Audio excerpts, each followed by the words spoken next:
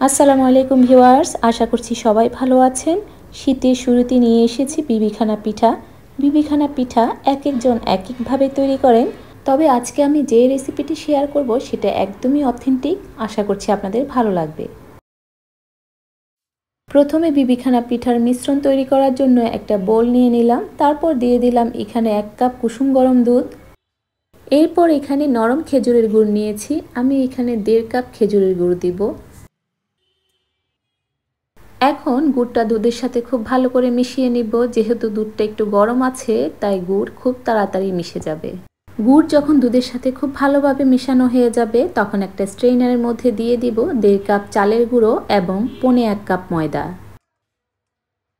চালের গুঁড়ো স্ট্রেইনার দিয়ে ছেঁকে দিলে চালের গুঁড়োর মধ্যে যে দলা পাকিয়ে থাকে সেটা থাকবে না, তখন পিঠার ব্যাটারটা খুব ভালো হবে এবং পিঠাটাও খুব সুন্দর হবে। এরপর দিয়ে দিলাম স্বাদ অনুযায়ী লবণ, 1/2 চা চামচ এলাচের গুঁড়ো, 1 চা চামচ ঘি। খুব ভালোভাবে পিঠার ব্যাটারটা মিক্সড করে নিব।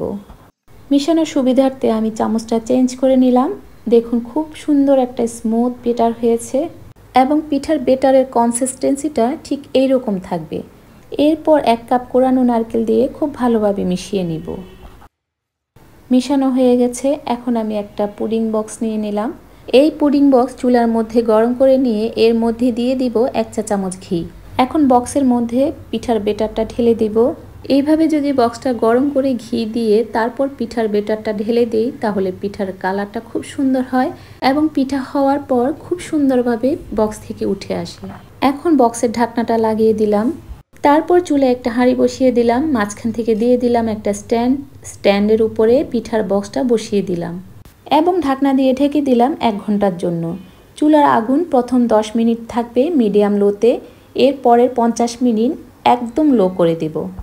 1 ঘন্টা পর ঢাকনাটা তুলে পিঠাটা চেক করে নিব হয়েছে কিনা। টুথপিকটা গেঁথে দেখব, যদি ক্লিন বের হয় তাহলে পিঠা হয়ে গেছে, আর যদি ক্লিন না বের হয় তাহলে আরও 10 মিনিটের জন্য ঢাকনা দিয়ে ঢেকে দিব। টুথপিকটা ক্লিন বের হয়েছে, তার মানে পিঠাটা হয়ে গেছে। এখন পিঠা ঠান্ডা করে একটা প্লেটে মোল্ড আউট করে নিব।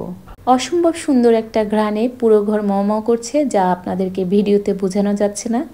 এখন একটা ছুরি দিয়ে পিঠাটাকে স্লাইস করে কেটে নিব। আপনারা আপনাদের পছন্দ অনুযায়ী যে কোনো শেপে কেটে নিতে পারেন। তৈরি হয়ে গেল অসম্ভব মজার বিবিখানা পিঠা। রেসিপিটি ভালো লাগলে বাসায় একবার হলেও ট্রাই করবেন এবং আমার ভিডিওটিতে লাইক দিয়ে শেয়ার করে দেবেন আর আমার চ্যানেলটিকে সাবস্ক্রাইব করবেন। সবাইকে অসংখ্য ধন্যবাদ। আল্লাহ হাফেজ।